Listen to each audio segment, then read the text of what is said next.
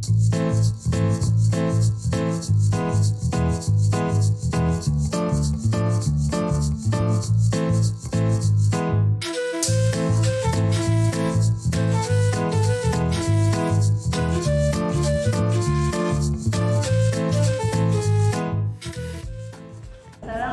warahmatullahi wabarakatuh. Perkenalkan, kami dari kelompok 3 untuk mata kuliah Sistem Informasi Akuntansi dari kelas 03 sampai 005. Sebelumnya, perkenalkan, nama saya Liviana Dewi. Saya Astiwi. Saya Yohana Belatari. Pada tugas kali ini kami akan membahas mengenai analisis flowchart tentang standar operasional prosedur pengajuan cuti karyawan pada suatu perusahaan. Mari kita simak videonya mengenai analisis flowchart standar operasional prosedur tentang pengajuan cuti di salah satu perusahaan. Yuk simak videonya.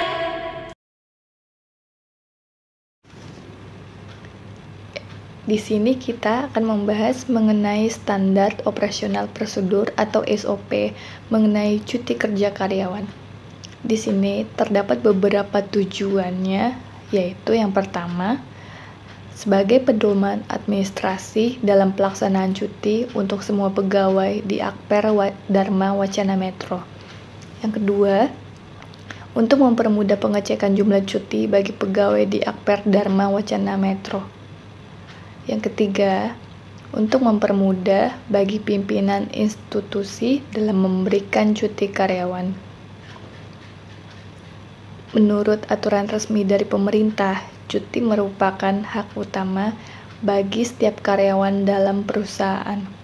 Dalam hal ini, terdapat dalam Undang-Undang Ketenagakerjaan Pasal 79 Ayat 2 yang menjelaskan bahwa pekerja atau buruh berhak mendapat cuti tahunan, yaitu selama sekurang-kurangnya 12 hari kerja.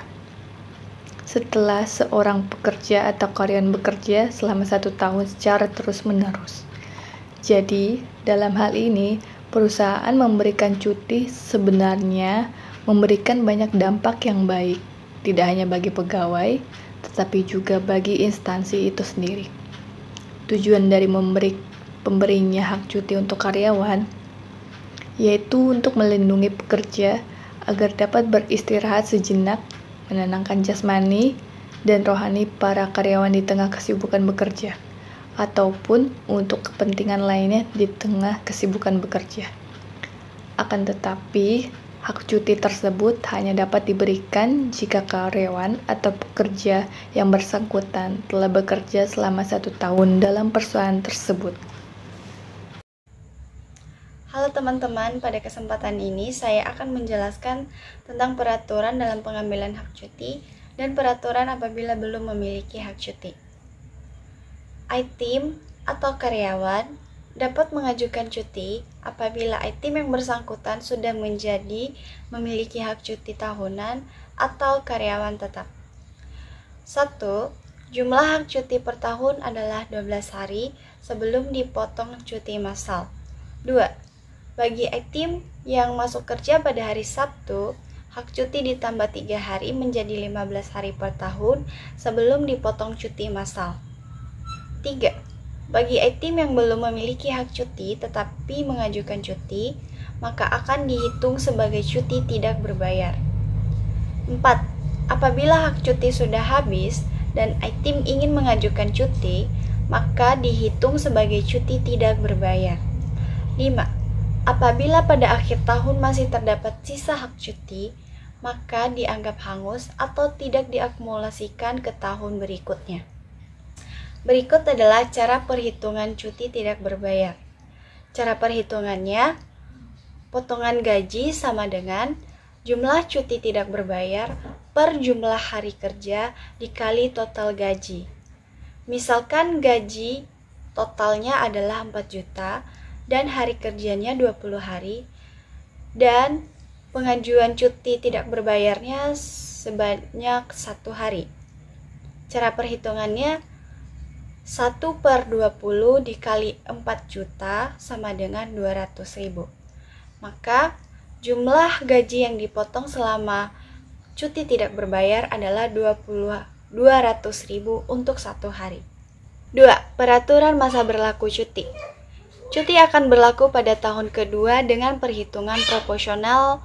Contoh, tanggal masuk 5 Maret 2017, masa kerja 1 tahun, tanggal muncul cuti yaitu 1 Maret 2018. Jumlah cuti 10 hari, berlaku hingga 31 Desember 2018.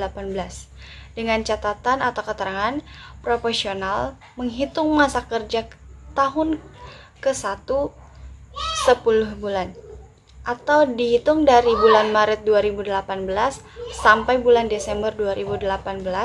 Jadi jumlah cuti yang didapat adalah 10 hari.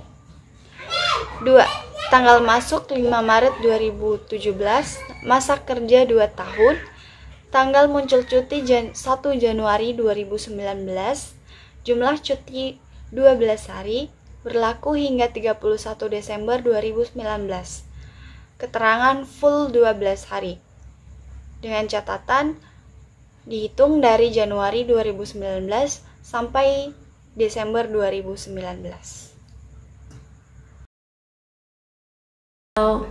Aku ingin memberitahu bagaimana cara melakukan pengajuan cuti karyawan. Terlampir follow card, struktur operasional perusahaan, atau bisa disebut dengan SOP pengajuan cuti karyawan.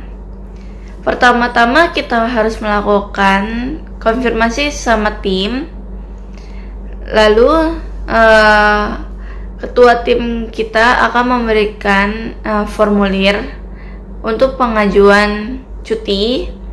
Setelah itu kita paraf, lalu info via komen terkait pengajuan cuti tersebut. Setelah itu kita menghadap ke HRD untuk melengkapi formulir jalan cuti atau pengajuan cuti. Setelah itu kita paraf kembali formulir tersebut. Nah, setelah kita paraf, kita harus info by comment terkait approval. Nah, setelah itu kita langsung ke manajer. Nah, di manajer ini kita harus menyesuaikan jadwalnya. Nah, manajer ini akan approval pengajuan cuti kita di iya atau tidak, maksudnya kayak diterima atau tidak gitu. Nah, setelah di approval atau diterima cutinya, nah nanti kita paraf lagi. Setelah diparaf, info approval via komen. Setelah itu update di cuti tim, lalu selesai. Jadi ke tim dulu kita mengisi formulir tadi cuti. Habis itu kita ke HRD untuk melengkapi kolom pengajuan cutinya. Setelah itu kita ke manajer meminta approval atau disesuaikan dengan jadwal yang ada. Nah, habis di approval kita langsung ke tim lagi gitu. Tetapi untuk mengenai pengajuan cuti ini tidak bisa cepat. Maksudnya kayak besok kita cuti, terus hari ini kita mengajukan cutinya. Nah, itu nggak bisa. Nah, pengajuan cuti itu kurang dari 7 hari sebelum cuti atau seminggu sebelum cuti. Nah, total gaji, jumlah keseluruhan gaji berdasarkan dengan formulir perubahan gaji yang sudah disetujui. Nah, lalu CC untuk salinannya di email. Nah, ada beberapa, jika kita seorang karyawan tidak mengambil cuti, ada perusahaan yang membayar atas sisa cuti kita yang belum kita ambil atau tidak. Nah, kalau misalnya tidak, setiap perusahaan itu memiliki prosedur yang berbeda-beda.